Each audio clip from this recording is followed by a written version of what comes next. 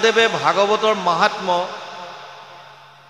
পদ্মপুৰাণ যিখন দ্বিতীয়খন ডাঙৰ পুৰাণ 18খন পুৰাণৰ আটাইতকৈ ডাঙৰ পুৰাণখনৰ নাম হৈছে স্কন্দ পুৰাণ, য'ত ৮১,১০০টা শ্লোক আছে। দ্বিতীয়খন ডাঙৰ পুৰাণ হৈছে পদ্মপুৰাণ। এই পদ্মপুৰাণত ৫৫,০০০ শ্লোক আছে। পদ্মপুৰাণৰ শেষৰ খণ্ডত উত্তৰ খণ্ডত ৬টা অধ্যায়ত ভাগৱত মাহাত্ম্য নাম দি ব্যাসদেৱে ভাগৱতৰ মহিমা গাইছে। তাত তেওঁ লিখিছে, এতদস্মাৎ পৰম কিঞ্চিত মনশুদ্ধে না বিদ্যতে জন্মান্তৰে ভৱেত পুণ্যম তদা ভাগৱতম লভেত। ভাগৱত মাহাত্ম্য প্ৰথম অধ্যায় ১২ নম্বৰ শ্লোক, পদ্মপুৰাণ উত্তৰ খণ্ড। ব্যাসদেৱে লিখিছে, ভাগৱততকৈ শ্ৰেষ্ঠ গ্ৰন্থ মন শুদ্ধিকৰণৰ কাৰণে আন একো নাই। আৰু সেইফালৰ পৰা চাবলৈ গ'লে আমি ইমানকৈ ভাগৱত শুনিছোঁ, সেই মৰ্মে বৰ্তমান সমাজত হিংসা, দ্বেষ, অনীতি, অত্যাচাৰ এইবিলাক থাকিব নালাগিছিল। কিন্তু আমি যদি সমাজখনলৈ চাওঁ তেতিয়াহ'লে দেখা পাওঁ যে এতিয়াও আমাৰ নিজৰে মনত কাম, ক্ৰোধ, লোভ, মোহ, মদ, মৎসৰ, ঈৰ্ষা, দেশ এইবিলাক এতিয়াও আছে। তাৰমানে ব্যাসদেৱে কোৱা কথাটো যদি সত্য হয় যে ভাগৱত শুনিলে ভাৱৰ পবিত্ৰতা আহিব, তেতিয়াহ'লে আমি হয়তো ভাগৱত যেনেকৈ শুনিব লাগে তেনেকৈ শুনাই নাই। আৰু নহ'লে দ্বিতীয় এটা কাৰণ হ'ব পাৰে, যিসকল ব্যাখ্যাকাৰ বা পৰ্যালোচক আমাৰ দৰে আপোনালোকে নিমন্ত্ৰণ দিয়ে, আমি হয়তো ভাগৱতৰ তত্ত্বসমূহ আপোনালোকক সুন্দৰভাৱে বুজাই দিয়াত বিফল হৈছোঁ। নহ'লে তৃতীয় কাৰণ হ'ব পাৰে যে এতিয়াও বহুত সমাজত এনেকুৱা আছে যিসকলে ভাগৱত শ্ৰৱণ কৰি পোৱাই নাই। আৰু চতুৰ্থ এটা কাৰণ হ'ব পাৰে যে শুনাটো শুনিছোঁ, বুজাটো বুজিছোঁ, কিন্তু আমি আমাৰ নিজস্বটো এৰি নিদিওঁ। যি কাম, ক্ৰোধ, ঈৰ্ষা, দ্বেষ যিমানবিলাক পুহি ৰাখিছোঁ এইবিলাক আমি এৰি দিব নিবিচাৰোঁ, আমাৰ লগতে লৈ থাকিম। এই চাৰিটাৰ ভিতৰত এটা কাৰণ হ'ব পাৰে। ভাগৱত কেনেকৈ শুনিব? প্ৰথম কথা, অৰ্জুনক গীতাত কৈছে, শ্ৰদ্ধাৱান লব্ধতে জ্ঞানম তৎপৰে সং যতেন্দ্ৰিয় জ্ঞানম লব্ধোৱা পৰম শান্তিম অচিৰেণ অধিগচ্ছতি। ৪ৰ্থ অধ্যায় ৩৯ নম্বৰ শ্লোক গীতা। হে অৰ্জুন, যিজন শ্ৰদ্ধাৱান তেওঁহে জ্ঞান লাভ কৰিব পাৰিব। আৰু যেতিয়া আমি শ্ৰৱণ কৰোঁ, যদি মনত শ্ৰদ্ধাই নাই, তেতিয়াহ'লে সেয়া কথা আমাৰ এখন কাণে সোমাই এখন কাণে ওলাই গুচি যাব, আমাৰ হৃদয়লৈ যাবলৈ নোৱাৰে।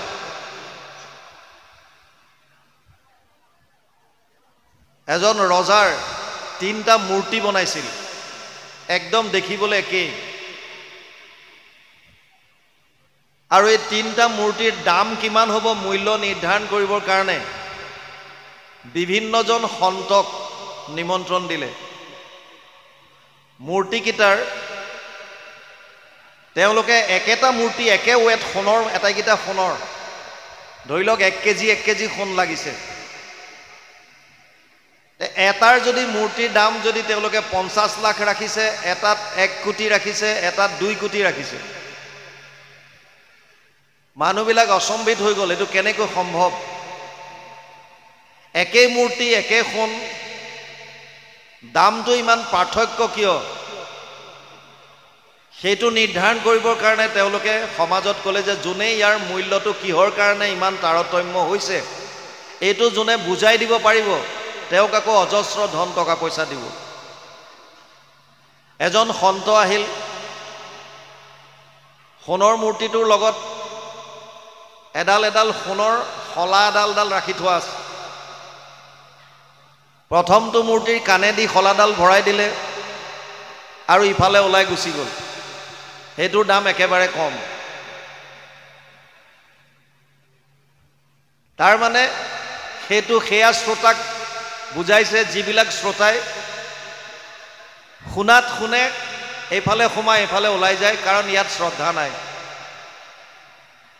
এটাৰ মূৰ্তিৰ কাণেদি সোমোৱালে এইফালে ওলাই গুচি গ'ল, সেইটোৰ দামটো তাতকৈ বেছি ৰাখিলে। 50 লাখ যদি একেবাৰে তলত, এইটোৰ দাম 1 কোটি ৰাখিলে।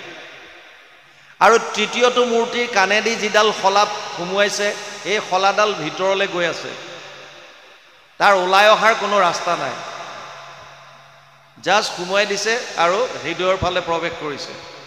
সেই মূৰ্তিটোৰ দামটো বেছি ৰাখিছে। কথাৰ তাৎপৰ্য, 3 ধৰণৰে শ্ৰোতা। এবিধ আহিছে জাষ্ট এইফালে সোমোৱাই দিলে, এইফালে ওলাই গ'ল, কায়িকভাৱে যদিও ইয়াত আছে, শ্ৰদ্ধা নাই আৰু মনটো ইয়াত নাই, এতিয়াও মন বাহিৰত ঘূৰি ফুৰিছে। সেইকাৰণে তেওঁলোকে বিভিন্ন ধৰণৰ কথা বতৰা পাতি থাকিব। এবিধ শ্ৰোতা আছে, যোনে অলপমান শুনিব, শুনিয়ে জাষ্ট উলিয়াই দিব, বৰ ইণ্টাৰেষ্ট নাই। আৰু তৃতীয়বিধ শ্ৰোতা আছে, যোনে শুনিব, হৃদয়ংগম কৰিব আৰু তেওঁৰ আচৰণত সেইখিনি প্ৰতিস্ফুট হ'ব। সেইটোৱে হৈছে প্ৰকৃত শ্ৰোতা। শ্ৰোতাৰ কেইবাটাও ভাগ আছে। এবিধ হৈছে প্ৰকৃত শ্ৰোতা, এবিধ হৈছে চৰতা। চৰতা মানে চুপাৰি কটা কটাৰীখনৰ নিচিনা, কটকটকৈ কাটি যায়, চৰতা বুলি কয়। এবিধ হৈছে শ্ৰোতা, শ্ৰোতা মানে শুই থকা। প্ৰকৃত শ্ৰোতাৰ আকৌ কেইবাটাও ভাগ আছে। এবিধক কৈছে হংস শ্ৰোতা। হাঁহক যেনেকৈ গাখীৰ আৰু পানী একেলগে মিলাই দিলে সিহঁতে গাখীৰখিনি খাই দিব, পানীখিনি তাতে পৰি থাকিব। মানে এইবিধ শ্ৰোতাই যিমানেই যি কথাই নকওক, কেৱল কৃষ্ণ কথাখিনি গ্ৰহণ কৰিব, বাকীবিলাক এৰি দিব। এবিধ আছে শতক শ্ৰোতা। শতক বুলি এটা চৰাই আছে, যি বৰষুণৰ পানী গ্ৰহণ কৰে, তলত পৰিলে সি পানী নাখায়। এই ধৰণৰ শ্ৰোতাই কেৱল কৃষ্ণৰ কথাখিনি গ্ৰহণ কৰে, বাকী চব এৰি দিয়ে। এবিধ আছে শুক শ্ৰোতা, ভাতৰ দৰে। তেওঁলোকে গোটেইখিনি কথা গ্ৰহণ কৰি বেলেগৰ আগত এজ ইট ইজ ক'ব পাৰে। আৰু এবিধ আছে মৎস্য শ্ৰোতা, যেনেকৈ মাছ পানীতে থকাৰ পিছতো পলক নেমৰাকৈ একান্ত মনে থাকিব পাৰে, তেনেকৈ এইবিধ শ্ৰোতাই বিভিন্ন বাহ্যিক বা গ্ৰাম্য কথাত গুৰুত্ব নিদি একাত্মভাৱে কি কথা পাতিছে, কি ব্যাখ্যাকাৰে কৈছে, এই কথাখিনি শুনাত একাগ্ৰ চিত্তটো দিয়ে। চৰতাবিধে কেৱল গ্ৰাম্য কথা পাতি থাকে, যদিও কায়িকভাৱে শ্ৰোতা হিচাপে আসন লয়, কিন্তু তেওঁলোকৰ ইণ্টাৰেষ্টটো ইয়াত নাই, মনটো এতিয়াও বাহিৰত ঘূৰি ফুৰিছে। সেইকাৰণে কাষৰ গৰাকীক কিলাকুটিৰে খুন্দিয়াই কিলাই হ'লেও যিকোনো কথা কৈ কটকটকৈ কথাবিলাক কাটি যাব। আৰু শ্ৰোতা হৈছে তেওঁলোকে সুবিধা বুজি ৱাল বা খুটাৰ আশ্ৰয় লয়। বেয়া নাপাব, সকলোকে কোৱা নাই।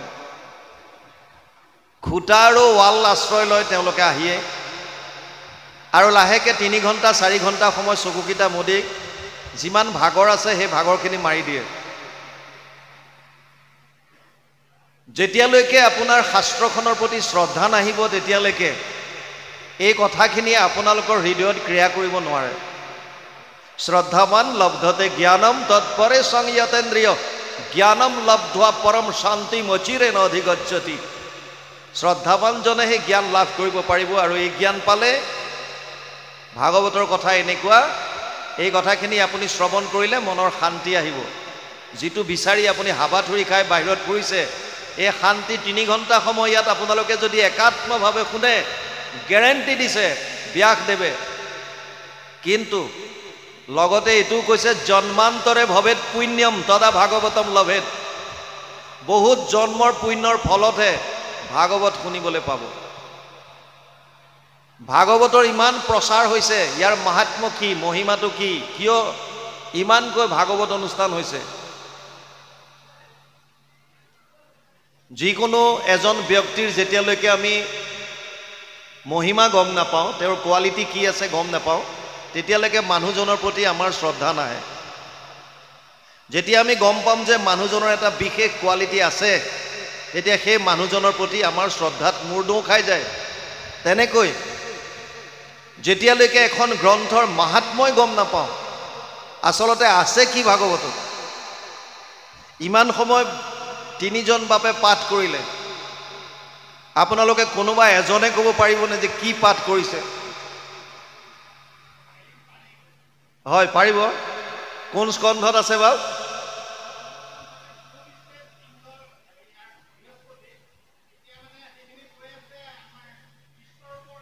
খুব সুন্দৰ, আপুনি একাত্মভাৱে শুনিছে।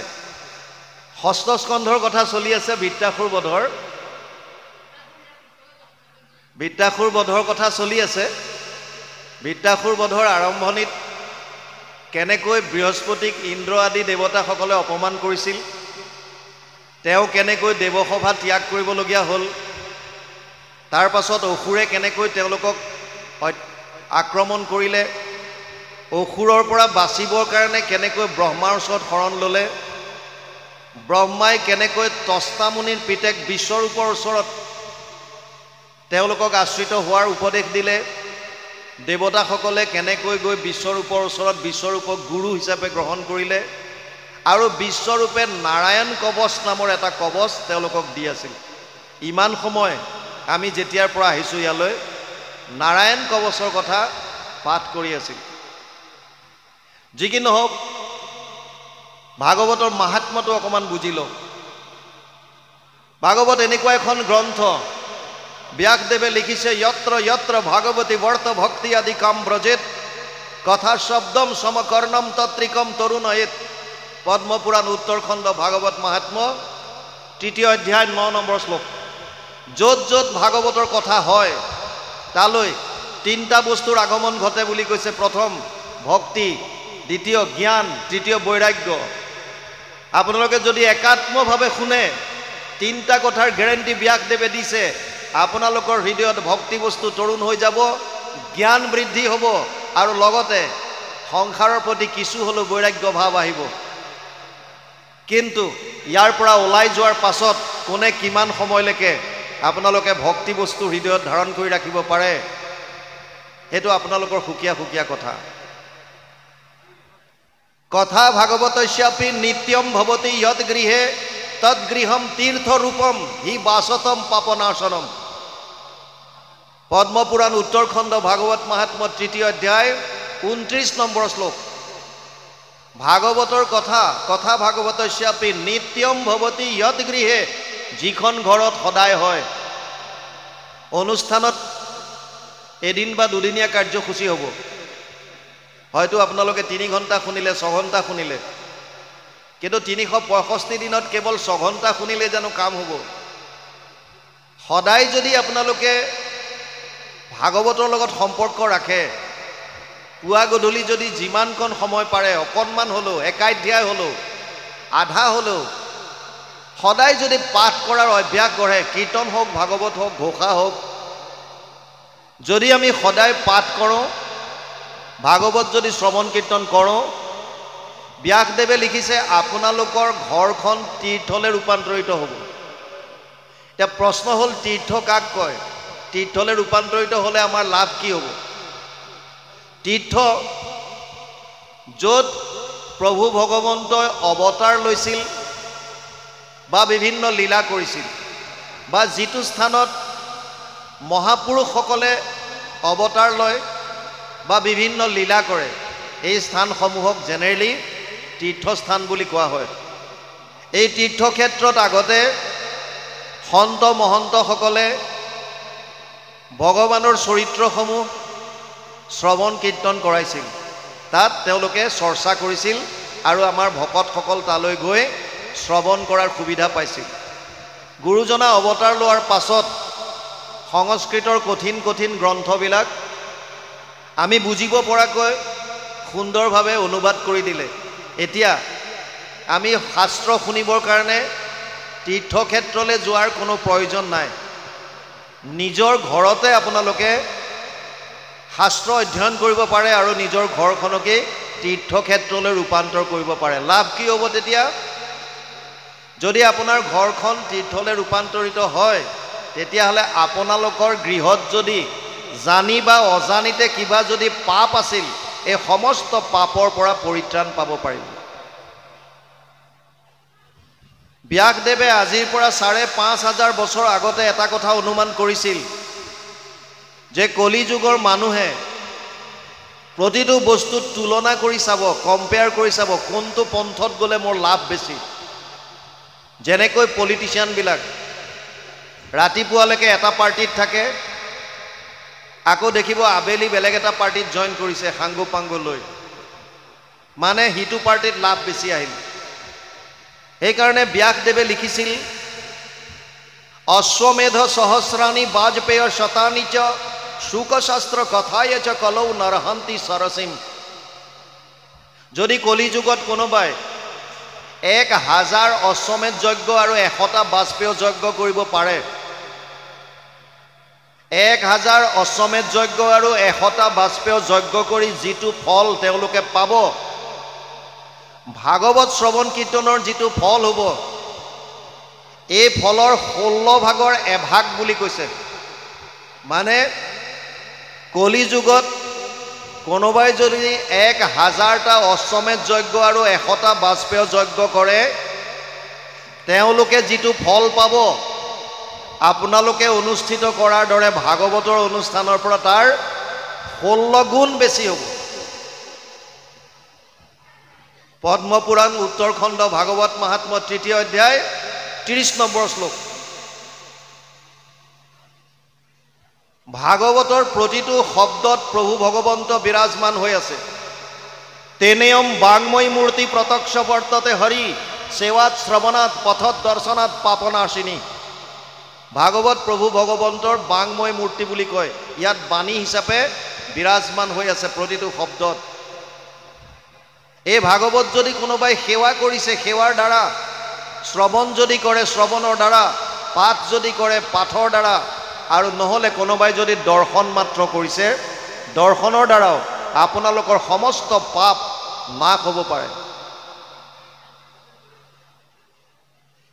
৩য় অধ্যায় ভাগৱত মহাত্ম্য ৬২ নম্বৰ শ্লোক, পদ্মপুৰাণ উত্তৰখণ্ড। ভাগৱত সমস্ত শাস্ত্ৰৰ সাৰ। আমাৰ সনাতন ধৰ্মৰ মূল হৈছে বেদ। বেদ ৪খন আছে, ঋক সাম যজুৰ অথৰ্বৈক্ষ চতুৰ্বেদ ঊৰ্ধ্বতে ভাৰত পুৰাণম চ পঞ্চম বেদ উচ্যতে।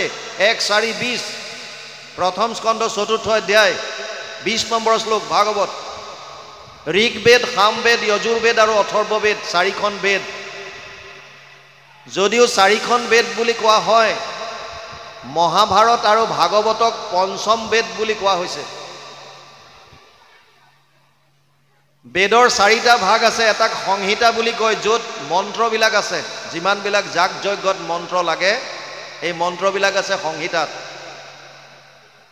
এটা পাৰ্ট আছে ব্ৰাহ্মণ্য, গদ্য আকাৰে বিধিবিলাক আছে তাত। আৰণ্যক আছে, আৰু শেষৰ পাৰ্টটো হৈছে উপনিষদ, বেদান্ত বুলি কয়, বেদৰ অন্ত। বেদৰ সাৰ ভাগ বেদান্তত আছে, য'ত আত্মা পৰমাত্মাৰ বিষয়ে বৃহৎভাৱে লিখা আছে। মূল উপনিষদ ১০৮খন, তাৰে অতি জনপ্ৰিয় 11খন। এই উপনিষদৰো সাৰ হৈছে ভাগৱত। সৰ্ব বেদান্ত সাৰম হি শ্ৰী ভাগৱতম ইষ্যতে জৈস ৰসামৃত তৃপ্তস্য নান অন্যত্ৰ ৰতি ক্বচিত। ১২, ১৩, ১৫ দ্বাদশ স্কন্ধ ৩ত্ৰয়োদশ অধ্যায় ১৫ নম্বৰ শ্লোক ভাগৱত। মহাপুৰুষ মাধৱদেৱে এই শ্লোকৰ অনুবাদ কৰিছে ঘোষাত ১৮ নম্বৰ পদজোকাত। তেওঁ লিখিছে, সমস্ত বেদান্ত সাৰ মহাভাগৱত শাস্ত্ৰ, ইহাৰ অমৃত ৰস পায় পৰম সন্তোষে পান কৰিলে যিজনে তাৰ অন্যত্ৰ ৰসত ৰতি নাই। বেলেগত আৰু ৰতি নাথাকে। যদি আমি একাত্মভাৱে, একান্তভাৱে মন দি পেলাই যদি এই শাস্ত্ৰ আমি ভালদৰে শ্ৰৱণ কৰোঁ, কাৰণ সমস্ত বেদান্তৰ সাৰ বুলি কৈছে ইয়াক, আৰু বেলেগে বেদ পঢ়াৰ প্ৰয়োজন নাই। ভাগৱততে সমস্ত কথা আছে। গতিকে ভাগৱত আমি শ্ৰৱণ কৰিব লাগে। যিখিনি কথা আমাক ভক্তি মাৰ্গত প্ৰয়োজন এই সমস্তখিনি কথা ভাগৱতৰ মাজত আছে। ভাগৱত আৰম্ভ হৈছে নৈমিষাৰণ্যত। মূল গ্ৰন্থ সংস্কৃতত আছে, 12টা স্কন্ধ, 335টা অধ্যায়, 5,96,000 শব্দ, 10টা লক্ষণ। অত্ৰ স্বৰ্গ বিসৰ্গ স্থানম পোষণম উতয় মনন্তৰেশ অনুকথা নিৰোধ মুক্তি আশ্ৰয়। 2:10 দ্বিতীয় স্কন্ধ 10ম অধ্যায় 1ম শ্লোক ভাগৱত। সৰ্গ বিসৰ্গ স্থান পোষণ উতি মনন্তৰ ঈশানু নিৰোধ মুক্তি আশ্ৰয়, 10টা লক্ষণ কৈছে ভাগৱতে। তৃতীয় স্কন্ধৰ পৰা লক্ষণসমূহ আৰম্ভ হৈছে দ্বাদশলৈকে। প্ৰথম লক্ষণ হৈছে সৰ্গ আদি সৃষ্টি। প্ৰলয়ৰ পাছত এই আমি দেখি থকা সংসাৰখন, গ্ৰহ নক্ষত্ৰ, এই ব্ৰহ্মাণ্ড কেনেকৈ সৃষ্টি হ'ল, তৃতীয় স্কন্ধত আহিব। চতুৰ্থত বিসৰ্গ, দ্বিতীয় সৃষ্টি, ব্ৰহ্মা আদিৰ দ্বাৰা এই সৃষ্টি বিস্তাৰ কেনেকৈ হৈছে। পঞ্চম স্কন্ধ স্থান, বিভিন্ন ভূগোল খগোল এই সমস্তবিলাক গ্ৰহ নক্ষত্ৰ নৰকলৈকে যত যিমান আছে গোটেইখিনি পাব। ষষ্ঠ স্কন্ধ পোষণ, আজি আমি যিটো আলোচনা কৰিম, প্ৰভু ভগৱন্তই কেনেকৈ জীৱসমূহক পোষণ কৰে। সপ্তমত আছে উতি, উতি মানে বাসনা, আসুৰিক বাসনা, দৈবিক বাসনা আৰু মানৱীয় বাসনা। আমাৰ এই বাসনাবিলাকৰ ওপৰত 15টা অধ্যায়ত সপ্তম স্কন্ধত সুন্দৰভাৱে ব্যাখ্যা কৰিছে। অষ্টমত আছে মনন্তৰ, মনু আৰু মনু পুত্ৰসকলৰ কথা। নৱম স্কন্ধ ভাগৱত ৰাজবংশাৱলী, লক্ষণ হৈছে ঈশানু। দশম স্কন্ধ হৈছে নিৰোধ। 90টা অধ্যায় আছে, 335টা অধ্যায়ৰ আটাইতকৈ ডাঙৰ স্কন্ধ হৈছে ভাগৱতৰ দশম স্কন্ধ। 3টা ভাগ কৰিছে, আদি মধ্য আৰু শেষ চোৱা বুলি। একাদশ স্কন্ধ হৈছে মুক্তি আৰু দ্বাদশত কৈছে আশ্ৰয় বা শৰণ। যদিও 10টা লক্ষণ কৈছে, 12টা স্কন্ধ আছে, ভাগৱতৰ মূল লক্ষ্য এটা, সেইটো হৈছে আমি মানুহে, কলিযুগৰ মানুহে আশ্ৰয় ক'ত ল'ম, শৰণ ক'ত ল'ম। এই আশ্ৰয় কথাটোৰ প্ৰতিপন্ন কৰিবৰ কাৰণেই বাকী 9টা লক্ষণ বৰ্ণনা কৰিছে। দশমৰ্থ বিশুদ্ধ্যাৰ্থম নবানিমিহ লক্ষণম বৰ্ণয়ন্তি মহাত্মান শ্ৰুতেনা অৰ্থেন চাঞ্জসা, 2:10-2 দ্বিতীয় স্কন্ধ 10ম অধ্যায় 2 নম্বৰ শ্লোক ভাগৱত। ভাগৱত আৰম্ভ হৈছে নৈমিষাৰণ্যত। নৈমিষ শব্দটো নিমিষৰ পৰা আহিছে, চকুৰ এটা পলক, সময়ৰ এটা জোখ। পদ্মপুৰাণত কথা আছে, কলিযুগ অতি ভয়ানক, আমি সকলোৱে জানো। এই কলিযুগৰ ভয়াৱহতাৰ কথা লক্ষ্য কৰিয়েই কিছু ঋষি মুনিয়ে প্ৰয়াগ ক্ষেত্ৰত ভগৱান নাৰায়ণৰ দৰ্শন কৰে আৰু দৰ্শন পোৱাৰ পাছত তেওঁলোকে কয় যে হে প্ৰভু, বৰ ভয়ানক দিন আহি আছে কলিযুগ। মানুহৰ মনবিলাক পাতকিৰে ভৰি যাব, পাপ কৰ্মৰ দ্বাৰা মনবিলাক বেয়া হ'ব, বুদ্ধিহীন হ'ব, স্মৃতিশক্তি কমি যাব, পাপ কাম কৰিবলৈ চিন্তা নকৰা হ'ব, ভয় নকৰা হ'ব। অতি বেয়া দিন কলিযুগ, দোষৰ সাগৰ বুলি কৈছে। ইয়াৰ পৰা পৰিত্ৰাণ পাবৰ কাৰণে ঋষিমুনিসকলে কৈছিল, আমি 1000 বছৰ ধৰি এটা যজ্ঞ কৰিব বিচাৰিছোঁ, আমাক এটুকুৰা স্থান দিয়ক, যাতে কোনেও তাত বাধা বিঘিনি দিব নোৱাৰে। ভগৱান নাৰায়ণে তেওঁৰ হাতৰ চক্ৰটো প্ৰক্ষেপণ কৰিলে আৰু ক'লে, মোৰ চক্ৰৰ লগত যোৱা, এই চক্ৰটো গৈ য'ত ৰৈ যাব বা পৰি যাব তাত তোমালোকে যজ্ঞ কৰিবা। এই চক্ৰৰ মাজৰ যিবিলাক শলা, ইয়াক নেমি বুলি কয়, নেমি। ঋষিসকল চক্ৰটো লগত যায়, এখন প্ৰকাণ্ড অৰণ্যৰ মাজত এটুকুৰা ঠাইত চক্ৰটো ৰৈ যায়, নেমিবিলাক পৰি যায়। এই নেমিবিলাক পৰাৰ কাৰণেও জেগাকণৰ নাম নেমিষ হয়। আৰু যিহেতু অৰণ্যৰ মাজত পৰিল, গতিকে অৰণ্য শব্দটো লগাই নৈমিষাৰণ্য কৰিলে। আৰু কিছু ভকতৰ মতে এটা নিমিষতে গৈ এই চক্ৰটো গৈ অৰণ্যত পৰিছিল, সেইকাৰণেও নৈমিষাৰণ্য বুলি কোৱা হৈছে।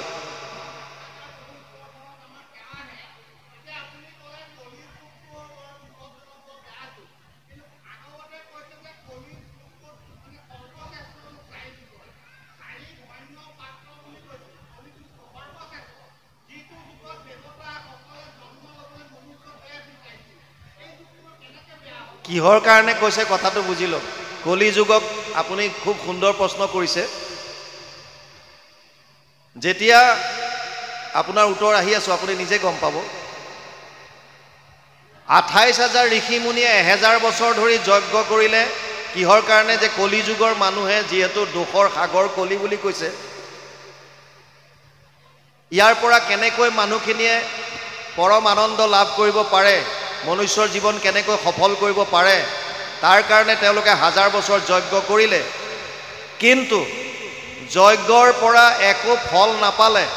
নোপোৱাৰ কাৰণে সুত মুনিক ব্যাখ্যাৰ আসনত বহুৱাই এই 28,000 ঋষিৰ ভিতৰত যিজন কথামৃত ৰসস্বাদ কুশল শৌনক অব্ৰবীত, পদ্মপুৰাণ ভাগৱত মহাত্ম প্ৰথম অধ্যায় 3 নম্বৰ শ্লোক, যিজন কথামৃত পান কৰাত কুশল, সেইজনে ক'লে শৌনক বদতি শুনা সুত মহামানী পৰম পাতকী কলি পাইলে হেন জানি। শৌনকে কৈছে পাতকী বুলি। কিহৰ কাৰণে ভাল সেইটো কথা আহিব। দোষৰ সাগৰ কলি, ইয়াত কোনো চিন্তা কোনো সংশয় নাই। কিন্তু দোষৰ সাগৰ হোৱাৰ পাছতো ইয়াত কি মহান গুণ আছে, সেইটোৰ কাৰণে শ্ৰেষ্ঠ বুলি কৈছে। পৰম পাতকী কলি পাইলে হেন জানি আৰম্ভিলো যজ্ঞ আশী সহস্ৰ বছৰ, হোমধুমে ধূম্ৰবৰ্ণ ভৈলা কলেবৰ, যিটো কৰ্ম কৰো আত নাহিকে বিশ্বাস, আপোনাৰ আয়ুস কৰিলো ব্যৰ্থে নাশ। শৌনকে ক'লে, হে সুত মুনি, পৰম পাতকী কলি আহিছে বুলি গম পাই আমি 1000 বছৰ যজ্ঞ কৰিলোঁ। উদ্দেশ্য এটা আছিল যে কলি যুগৰ মানুহে যাতে পৰম কল্যাণ পাব পাৰে। কিন্তু 1000 বছৰ যজ্ঞ কৰি আমাৰ শৰীৰ ধোঁৱা বৰণীয়া হৈ গ'ল, কিন্তু ইয়াৰ পৰা আমি কোনো ফল নাপালোঁ। সেইকাৰণে শৌনকে প্ৰশ্ন কৰিছে, তত্ৰ তত্ৰ অঞ্জসা আয়ুষ্মান ভৱতা যদ বিনিশ্চিতাম পুংসাম একান্তত শ্ৰেয় তদ না সংচিতুম অৰ্হসি। 1:1-9 প্ৰথম স্কন্ধ প্ৰথম অধ্যায় 9 নম্বৰ শ্লোক ভাগৱত। শৌনকে কৈছে কলি যুগৰ মানুহৰ তেতিয়াহ'লে কল্যাণ সাধক, কল্যাণ সাধিব পৰা আটাইতকৈ সহজ উপায়টো কি? এইটো উপায়টো আমাক দিয়া। কি উপায়? কলি যুগটো আমাৰ বাপজনে বৰ সুন্দৰ কৈছে যে কলি যুগক তেতিয়াহ'লে ধন্য বুলি কিয় কয়? কিয় কয়টোলৈকে আহি আছো। প্ৰথম কথা, কলি যুগ দোষৰ সাগৰ, ইয়াত কোনো সংশয় নাই। দোষৰ সাগৰ হোৱাৰ পাছতো ইয়াত এনেকুৱা কি মহান গুণ আছে? শৌনকে কৈছে যে উপায়টো দিয়াৰ আগত এটা কথা চিন্তা কৰিবা, কলি যুগৰ মানুহৰ বহুতখিনি লিমিটেশ্যন আছে। যেনে প্ৰায়েনা অল্পায়ুষ সভ্য কলৌ অস্মিন যুগে জনা মন্দসু মন্দ মতয়ো মন্দ্য ভাগ্যহি উপদ্ৰতা। 1:1-10 প্ৰথম স্কন্ধ প্ৰথম অধ্যায় 10 নম্বৰ শ্লোক ভাগৱত। প্ৰথম কথা, কলি যুগৰ মানুহৰ আয়ুস একেবাৰে কম। প্ৰায়েনা অল্পায়ুষ সভ্য কলৌ অস্মিন যুগে জনা মন্দ সুমন্দ মতয়ো, মতিবিলাক মন্দ হ'ব, ভাগ্যহীন হ'ব, স্মৃতিশক্তি কমি যাব। 8টা বস্তু কলি যুগত হ্ৰাস পাব। ততচ্ছ অনুদিনম ধৰ্মম সত্যম শৌচম ক্ষমা দয়া কলেন বলেন ৰাজন নংসতি আয়ু বলম স্মৃতি। 12:2-1 দ্বাদশ স্কন্ধ 2য় অধ্যায় প্ৰথম শ্লোক ভাগৱত। তাত কৈছে 8টা বস্তু কলি যুগত হ্ৰাস পাব: ধৰ্ম, সত্য, শৌচ, ক্ষমা, দয়া, আয়ুস, বল আৰু স্মৃতি। সেইকাৰণে শৌনকে কৈছে একেবাৰে সহজ উপায় দিবা যাতে কম দিনৰ ভিতৰত আমি পৰম গতি লাভ কৰিব পাৰোঁ। বাপজনাই কৈছে যে যদি কলি ইমানেই বেয়া ইমান ভাল বুলি কিয় কৈছে? কলৌ দোষ নিধে ৰাজন অস্তিহি এক মহান গুণ কীৰ্তনা দেৱ কৃষ্ণস্য মুক্ত সংগ পৰম ব্ৰজেত। 12:3-51 দ্বাদশ স্কন্ধ 3য় অধ্যায় প্ৰথম শ্লোক ভাগৱত। 12:3-51 দ্বাদশ স্কন্ধ 3 অধ্যায় 51 নম্বৰ শ্লোক ভাগৱত। তাত কি কৈছে? যদিও কলিযুগ দোষৰ সাগৰ, আমাৰ মহাপুৰুষ মাধৱদেৱে তাৰ লগত মিলাজোলা এটা পদ এফাকি ঘোষাত দিছে, দোষৰ সাগৰ কলি তাকো পৰীক্ষিত ৰাজা গুণ দেখি কৰিলা ৰক্ষণ। কি গুণ? অন্ত্যজাতি পাতকীও কলিত তৰয় সুখে মুখে কৰি কৃষ্ণৰ কীৰ্তন। যদিও পৰম পাতকী কলিযুগ, ইয়াত এটা মহান গুণ আছে, কেৱল মাত্ৰ কৃষ্ণৰ নাম লৈ অন্ত্যজাতি পাতকীও পৰম গতি লাভ কৰি যাব পাৰে। সেইকাৰণে কলিযুগক ধন্য বুলি কৈছে। ভাৰত বৰিষ ধন্য কলিযুগ, আমি গায়ে থাকোঁ হৰি হৰি হৰি হৰিয়ে হে। আৰু ব্ৰহ্মাৰো প্ৰাৰ্থনী নৰতনু অনুপাম, এই তিনিটা বস্তু পালোঁ আমি। কলিযুগ, ভাৰত বৰিষ, হৰিনাম আৰু মনুষ্যৰ তনু, চাৰিটা বস্তু দুৰ্লভ, চাৰিটা বস্তু কলিযুগত মিল হৈছে। আৰু ইয়াৰ লগত পঞ্চম এটা আমি বস্তু পালোঁ যে আমি গুৰুজনাক পালোঁ, শ্ৰীমন্ত শংকৰদেৱক আমি নিজে আমাৰ গুৰু হিচাপে পালোঁ। আটাইকেইটা বস্তু পালোঁ। এতিয়াও যদি আমি পাৰ পাব নোৱাৰোঁ, এই আটাইখিনি সুবিধা পোৱাৰ পাছতো যদি কলিযুগৰ মানুহে পাৰ পাব নোৱাৰে, তেতিয়াহ'লে আমাতকৈ আৰু দুৰ্ভগীয়া কোনো নাই। মনুষ্য শৰীৰ পায়া যিটো নৰগণ, নকৰয় যদি সিটো শ্ৰৱণ কীৰ্তন, বিফলে জনম গৈলা ভৈলা সৰ্বনাশ, জীৱন্ততে মৰা সিটো ভাতিৰ নিশ্বাস। কীৰ্তনত লিখি থৈ গৈছে গুৰুজনাই। যদি কলিযুগত জন্ম লোৱাৰ পাছতো আমি যদি আমাৰ পৰম কল্যাণ সাধিব নোৱাৰোঁ, আমি যদি মুক্তি লাভ কৰিব নোৱাৰোঁ, আমি যদি প্ৰভু ভগৱন্তৰ ভক্তিৰস যদি পাব নোৱাৰোঁ, তেতিয়াহ'লে আমাৰ জীৱনটো বিফলে যাব বুলি কৈছে। যি কি নহওক, সৌনকে প্ৰশ্ন কৰিলে যে বয়স একেবাৰে কম, আয়ুস একেবাৰে কম, স্মৃতিশক্তি কম, বুদ্ধিহীন হ'ব, গতিকে তুমি এনেকুৱা উপায় দিয়া, সহজ সৰল উপায়, যিটো কৰিলে কলিযুগৰ মানুহে মায়াৰ পৰা পৰিত্ৰাণ পাব পাৰে আৰু পৰম আনন্দ যাতে লাভ কৰিব পাৰে। আমাক দুটাই বস্তু লাগে, এটা হৈছে মায়াৰ পৰা নিবৃত্তি অৰ্থাৎ পৰিত্ৰাণ, দ্বিতীয়টো হৈছে আনন্দ। এই দুটা বস্তু আমাক লাগে। আৰু সুতমুনিয়ে উপায় দিলে, সবেই পুংসাম পৰো ধৰ্ম যত ভক্তিৰ অধোক্ষজে অহেতু কি অপ্ৰতিহত যেন আত্মা সম্প্ৰসিদ্ধতি।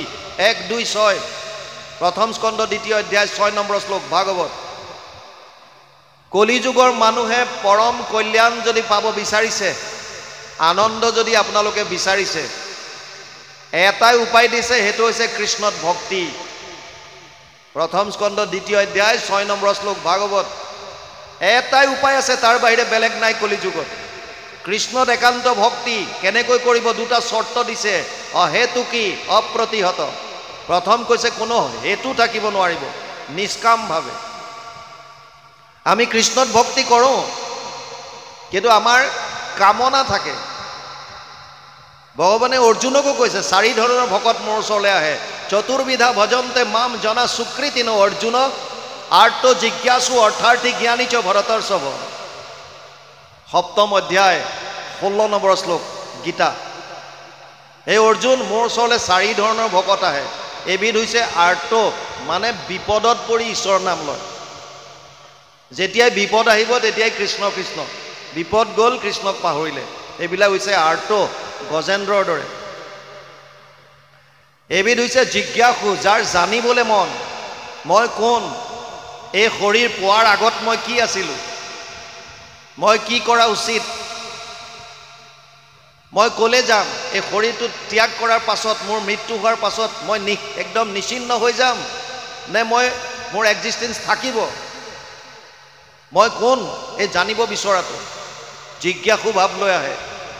এবিধ আহে অৰ্থাৰ্থী, খালি টকা পইচা ধন ধান সম্পত্তি বিচাৰি ভগৱানক আৰাধনা কৰে, ধ্ৰুৱৰ দৰে কেৱল অৰ্থ বিচাৰি।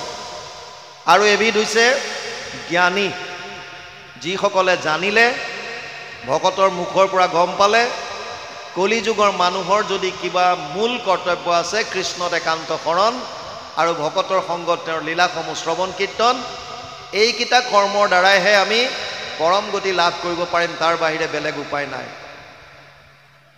আৰু তাৰ পাছত ক্ৰমাগতভাৱে ভাগৱত আগবাঢ়িছে, আহি আহি 6ষ্ঠ স্কন্ধত ওলাল। ষষ্ঠ স্কন্ধত বৃত্তাসুৰ বধ মূল যিটো আজি আখ্যান ওলাইছে, এবাৰ দেৱতাসকলে স্বৰ্গত তেওঁলোকে বিৰাট আনন্দত মতলীয়া হৈ থাকোঁতে বৃহস্পতিৰ আগমন ঘটে। তেওঁলোকৰ গুৰু বৃহস্পতিক দেখিও নেদেখাৰ দৰে ইন্দ্ৰ আদি দেৱতাসকলে এই নৃত্য আৰু নিজৰ ভোগত ব্যস্ত হৈ থাকে।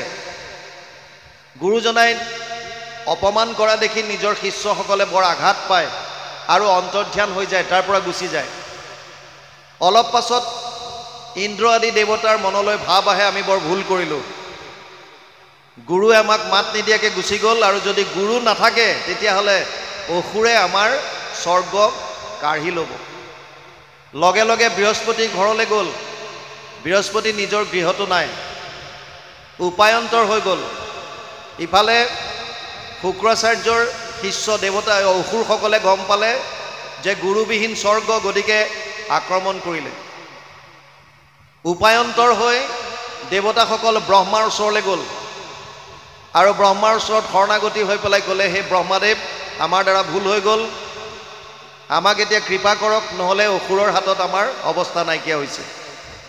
ব্ৰহ্মাই ক'লে, এজন আছে তোমালোকৰ গুৰুৰ যোগ্য, সেইজন হৈছে তস্তা মুনিৰ পিতেক বিশ্বৰূপ, কিন্তু তাতো অকণমান খেলি মেলি আছে। বিশ্বৰূপৰ মাক ৰচনা, বাপেক তস্তা, মাকৰ পৰিয়ালটো হৈছে দৈত্যকুল, অসুৰৰ পৰিয়াল। গতিকে এই কথাটো যদি হজম কৰিব পাৰা তেতিয়াহ'লে বিশ্বৰূপক তোমালোকে গুৰু হিচাপে ল'ব পাৰিবা। আৰু ইন্দ্ৰ আদি দেৱতাসকলে ক'লে, একো নাই, আমি সেইখিনি সহ্য কৰিম, কাৰণ বৰ্তমান অৱস্থাত যদি গুৰুবিহীন হয় আমাৰ আৰু দিগদাৰ হ'ব। তেতিয়া বিশ্বৰূপৰ ওচৰলৈ যায় আৰু বহুত কাকুতি মিনতি কৰাৰ পাছত বিশ্বৰূপে তেওঁলোকৰ গুৰু হ'বৰ কাৰণে সন্মতি প্ৰদান কৰে। আৰু তাৰ পাছতেই দেৱতাসকলক এটা কবচ দিয়ে, যাৰ নাম নাৰায়ণ কবচ। এই নাৰায়ণী কবচৰ কথাই ইমান সময় পাঠ কৰিছিল, যিটো কবচৰ সহায়ত আমি পামগৈ দেৱতাসকলে পুনৰ অসুৰৰ ওচৰত তেওঁলোকে জয় লাভ কৰিব পাৰে। এতিয়া ইয়াত অকণমান পাঠৰ লগত যাম। এতিয়া আমাক ইয়াত কৈছে, বিশ্বৰূপ বদতি শুনিও হৰি হয়, এহি নাৰায়ণ নামচ কবচ দুৰ্জয়।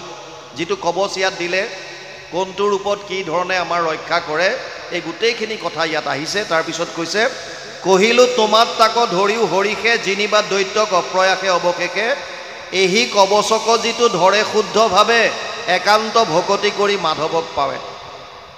নাৰায়ণ কবচ যিজনে অভ্যাস কৰে বুলি কৈছে, তেওঁ একান্তভাৱে ভক্তি কৰি মাধৱক অৰ্থাৎ ভগৱানক পাব বুলি ইয়াত ভাগৱতে লিখিছে। তৰে অপ্ৰয়াসে সিটো সমস্তে ভয়ত, চৰণ প্ৰহাৰে আতি বিঘ্নৰ মুণ্ডত, ৰাজভয় বৈৰী ভয় গৃহ ভয় যত, আধি ব্যাধি আধি যত আছে সংসাৰত, কিছুৱে নপাৱে তাক জানিবা নিশ্চয়, এহি মহাবিদ্যা যিটো ধৰয় হৃদয়। যিকোনো ভয়ৰ পৰা পৰিত্ৰাণ পাবৰ কাৰণে নাৰায়ণ কবচটো অতি উত্তম বুলি ভাগৱতে কৈছে। আৰু এই কবচৰ মাহাত্ম্যটো বুজাই ইন্দ্ৰক এই কবচটো দিয়ে। ইয়াৰ পাছত এতিয়া আহিব যে এই কবচৰ পৰা কি ধৰণে কোনে লাভ পাইছিল, এই কথাকেইটা অকণমান বুজাই দিব। পাঠৰ লগত এতিয়া আমি যাম। কৃষ্ণ।